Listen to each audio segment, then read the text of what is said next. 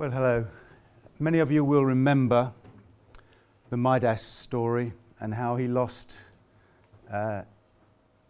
his will to have everything that he touched turn to gold. And you could say that what he was really looking for was a balance. And that's the sort of balance that Midas was looking for, because he was looking for a way of balancing the natural resources that supported his food and drink that had previously been turned to gold, and the social resources that were represented by his daughter, who had also been turned to gold, balancing them with the economic resources, the economic capital that he was previously so fond of. The fact that he engaged in that balancing act 2,800 years ago, I think can earn him the title of the inventor of multi-capitalism. I'm sure he wouldn't have recognised the term at the time, but using multiple capitals instead of just economic capital as a source of inspiration and motivation as to what you should be doing in life. Now, our story begins with the breaking news that we have a new CEO appointed. Christine Dupont has been named as CEO of ABC Foods Incorporated. This is a New England-based foods company, and as she's appointed, she knows the company pretty well. The first thing on her mind is, how the hell am I going to balance all these things? I've got 25,000 tonnes of greenhouse gases that we're producing every year. We've got a return on equity which is 6.5%, which the shareholders don't think is enough. And the one good thing is that we've got an innovation index of 801, and we're really good at innovation.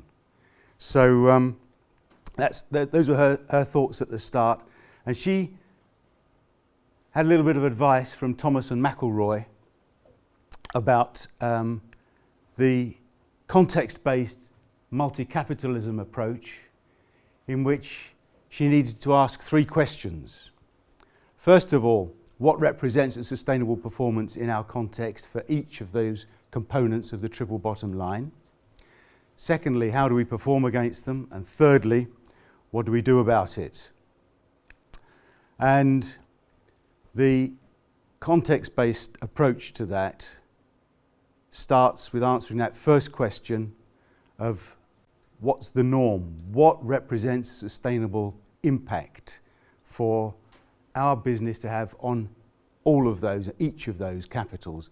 And the process is the same for each one. We identify the normative impacts. So you use science and the best evidence available to say what should your impact be or not be on each of the various bits of each of those capitals. You then determine who are the responsible populations for doing it, because you can't expect one organisation to put right all the wrongs of the world. And thirdly, you allocate a share of duties to them which represents their standard of what they consider to be a context-based sustainability norm, which of course only works if everyone else in the rest of the world does their bit, and that's what we call the fair shares principle. The standard represents your fair share of what's got to be done in a usually unsustainable world. Well, she started off by getting the multiple scorecard set up for 2015, and I don't know whether you can read that chart, but with the bottom lines are horizontal on this, and in the social bottom line you can see that she identified three areas of impact: a living wage, workplace safety, innovative capacity. In the economic bottom line, she was thinking of return on equity, of dealing with borrowings and competitive practices that impact upon other people's economic well-being. And in the environmental sphere, the areas of impact were water supplies, solid waste disposal, and the climate system. So those are the areas of impact. Those are the groupings of the triple bottom line, and you'll see there's some numbers on there as well. And if you look at the first column of innovative capacity, you'll see that it's got a score of 6. The next column says the maximum possible score is 6. That represents a 100% score. So that 100% means that they are, in that year, in respect of that area of impact, sustainable. And that's what she thought when she took the job on. But we're able now to take a leap forward to 2020, look back with 2020 hindsight at what happened over those 4 years, 4 years of change, 5 years in all. And you can see that innovative capacity was doing extraordinarily well in 2015, and not so well for the rest of the period. How do you measure innovative capacity in that particular company? They've got a compound index which takes into account the ranking of the organisation in recruiting top researchers, the number of hours that people spend on innovation, the projects that come into the innovation funnel and the projects that come out of the innovation funnel, and the quality of facilities.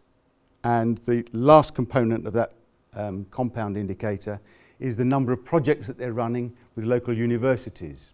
So it's a pretty good indicator of innovative capacity. And as you can see, in 2016, it was a disaster.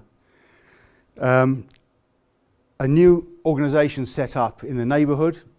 They recruited some of the researchers from ABC. They took some of the top people from the local university, and that -1 score in 2016 means that they went backwards. They destroyed capital. That particular sort of social capital, in any case, went backwards in that year. They'd already determined in 2015 that they needed to grow their innovative capacity at 5% per annum to be sustainable. So they then set their target to recover that 5% per annum growth by 2019, and they failed actually. Although they increased incredibly each year, they just fell below the trajectory target, and that gives them a score of 1 out of 3, so that's a 33% progression score. When it came to equity, they were below the target of what the shareholders were looking for. They determined that what would be enough as a capital creation in the equity field would be the opportunity cost of capital expressed on the invested capital. And that turned out at 10% per annum, validated with market analysis. And they believed they would only be sustainable in the long run if they were generating more income than their cost of capital employed. So that set their sustainability norm at 10%.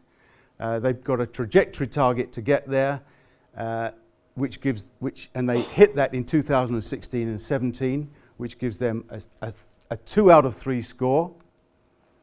Fell back in 2018. There was a storm. They made no improvement in profits, but they met their trajectory target in 2019. I should have said that plan for the trajectory was negotiated by Christine and her board with the equity stakeholders, because they needed a plan that enabled them to invest in the innovative capacity while still driving their profitability up to meet the sustainability norm. And then with the climate system, 25,000 tonnes of greenhouse gases at the outset, they knew that was unsustainable. That gives them a 0 score. They looked at the climate change scenarios to try and find something that was scientifically based that would represent an achievable trajectory, and they found the IPCC's 2.6 scenario brought them back to something like 0 emissions for 2100, which seemed like a very long way away. By the time they got working on it in 2016, they found that they could set a target of 0 emissions by 2030, which they did. So they were on target. Those scores of 2 out of 3 represent 66% scores, and that's what they were achieving, hitting the trajectory target to get to sustainability. So that, when she looked back at her 5 years of managing the business in 2019, she could show enormous improvements in many areas, in particular in economic and environmental bottom lines. She'd achieved that with the negotiation, the engaging with stakeholders to sort out what could be done, and by setting sustainability targets for all of those areas. You'll see that there are 4 100% on there. That means they are fully sustainable. There are 4 at 67% on there, which means that they're on target but not yet sustainable. And the one that was still failing was the innovative capacity score, which I talked about. This scorecard was reviewed by Professor Ian Thompson at Heriot-Watt University. 25 years a researcher in measuring sustainability performance metrics. And he said, and I quote him, and he's being quoted with his approval, "I've been thinking about whether there's a better way to measure sustainability performance." And he said, "I've come to the conclusion there isn't. Context is critical." I believe, he said, that a vital capital for an organisation should be to be able to implement and run a multi-capital scorecard. So that, for me, was a tremendous endorsement of the process and the mechanics of calculation that we'd sorted out with him. It's a unique, absolutely new approach to measuring sustainability performance. You will hear of integrated reporting, and when you do, please know that this is the only context-based,